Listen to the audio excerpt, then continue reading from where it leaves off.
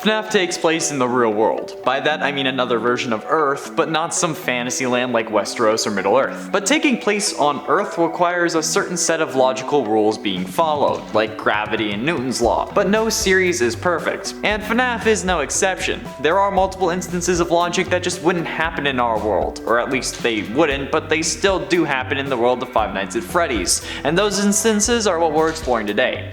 Greetings gamers and welcome back to Top 10 Gaming. I'm Connor Monroe and this is the Top 10 Scary FNAF Logic Moments. Let's do it. And yes, I messed up saying instances. And at 10, don't run. What do you do if a group of bad guys is coming after you at a good pace and you have no way to defend yourself? You get the hell out of there faster than my dad trying to get milk, faster than William's wife left him, faster than me going outside when someone asks if I want to get Taco Bell. The fact that we're in this tiny office is pretty ridiculous when you think about it. Like, honestly, why would we stay in this room when we see on the security cameras that the animatronics aren't nearby? We can just like book it and be safe. Like, why isn't there a one-way emergency exit out of our office if this is such a hazard? We stay in this room and that wouldn't happen in real life if you were in any sort of actual danger.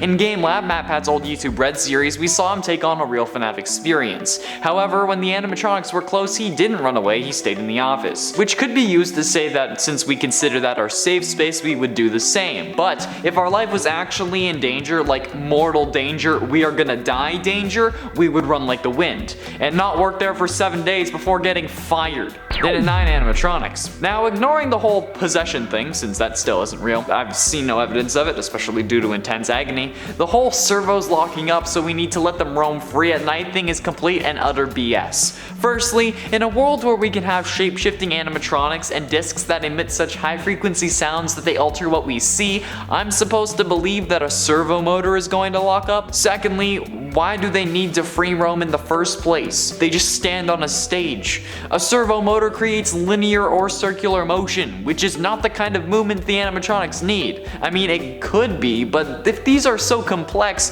that they can move on their own, why would they lock in the first place? Not to mention the whole, yeah, someone got bit on the head so we're gonna stop making them roam around freely. Like, why would you do that in the first place? Or the fact that kids literally tear Mangle to bits and then put her back together. Ironically, because, you know, put you back together. But still, it makes no sense. Before I continue on, can you do me a huge favor and hit that like button if you're enjoying the video or just the channel in general? And feel free to share this with a friend if you're so inclined. It really helps us out against the algorithm and lets us know what you want to see more of. And you know, helps me keep my job. Thank you. And at 8, technology. Speaking of animatronics, what is up with the technology in this world? They're so advanced, but at the same time, they have the same tech that they would have in that era. The illusion discs are already crazy overpowered. Like, life is a perfectly balanced game with absolutely no exploits, but those things are absolutely nuts. And then there's the Funtime animatronics, where Baby literally stores a claw in her stomach and can capture children, and their AI is so advanced that Ballora can talk, and she isn't really possessed. Unless we go off the FNAF novels, and even if we did, it's from 5 different kids, so they would just be gargling. And the animatronics' ability to free roam is incredible. They were doing this before they got possessed as well, so their AI is incredibly advanced. Yet for some reason they don't have smartphones or better computers. Like, NASA would be interested in the AI of these animatronics, so why is there other pieces of technology that are the same as they would normally be in that era? It makes no sense to me. And at 7, wall tiles. FNAF 3 is a trippy game to say the least. With multiple different endings and a load of puzzles along the way, the supposed to be final game of the series takes some weird turns. But I think the most egregious offense is the freaking goddamn wall tiles. Why do you have to dial in a phone number on some panels in the wall in order to set souls of dead kids free? Like, what? Where did that come from, and why is nobody questioning this anymore? Like, the other games came out and we just forgot about this.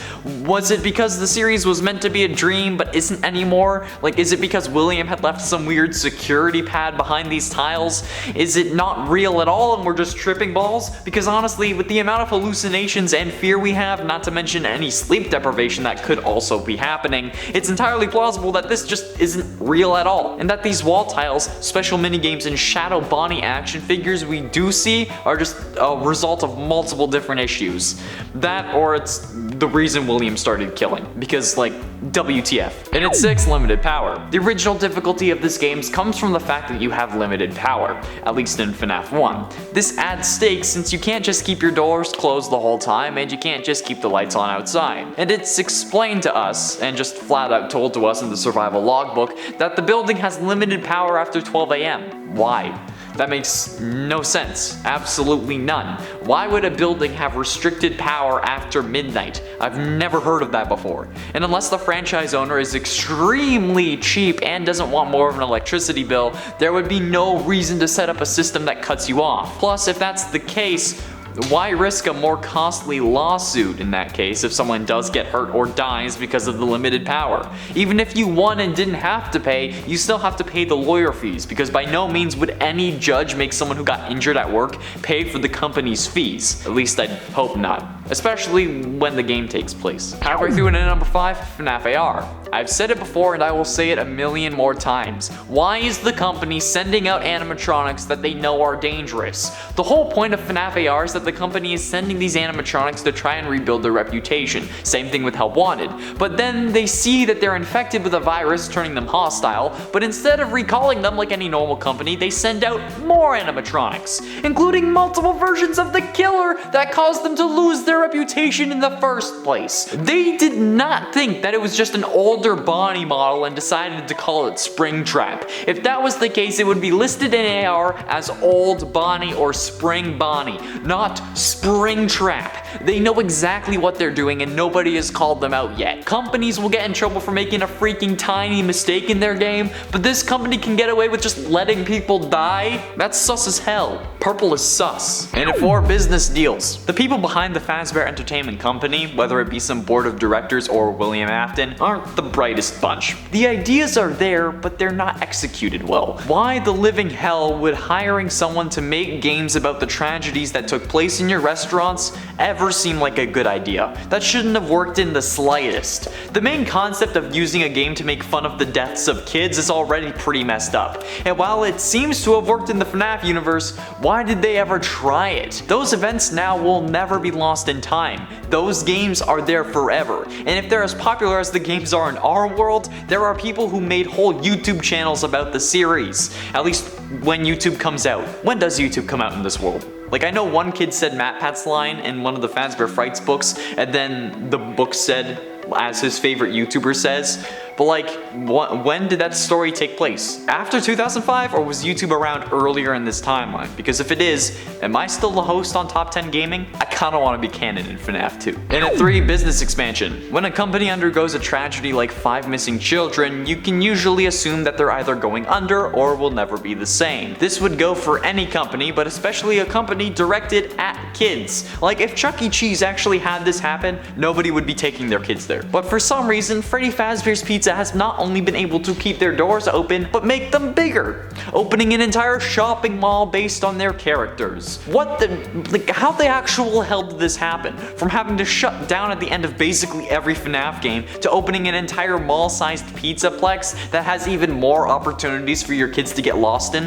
What the ever-loving crap happened to make that work? This has to be the most ridiculous form of logic in this series. I'm not even exaggerating. I don't care how many comments say that they would love a real FNAF. If it was actually real and there were actual deaths, you'd be scared crapless to go there. You wouldn't actually go unless you were an adult with no kids or a YouTuber trying to put together the mystery of what really happened and to see if their pizza is recycled. Penultimately, in a number 2, investigation. Speaking of trying to find out what really happened, why didn't the cops? We know that there was an investigation thanks to the Midnight Motorist minigame from FNAF 6, but they never found the bodies, even though the animatronics smelt like death and were oozing mucus and blood. So much that they had to actually shut down according to the FNAF 1 news clippings. So what gives? Why did they close their investigation so quickly? Or why didn't they look into the suits when it was reported that they were leaking blood? I don't care if it's the 80s and the police don't have the tech they do now. If a place you were investigating missing people but found no bodies had something that is leaking blood, you go check that shit.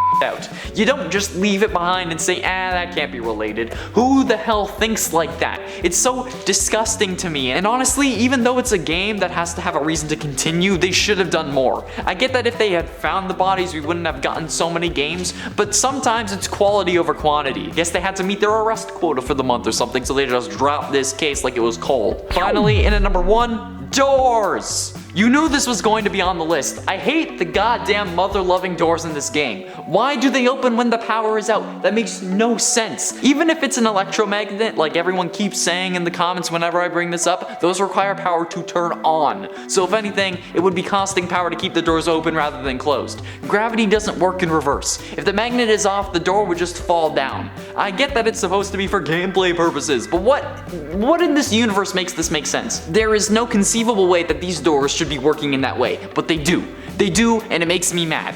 Why do you do this to me? Sky Daddy Scott, why? I really want merch that says Sky Daddy Scott though, for real. That would be hilarious. Just like Scott's avatar on like a cloud. Yes. There we have it, friends, the top 10 scary FNAF Logic moments. What FNAF logic doesn't make sense to you? Let me know down below. Thank you all so much for watching. I have been in Shower Main Monroe, and I'll see you in another video. Unless I end up punching a door.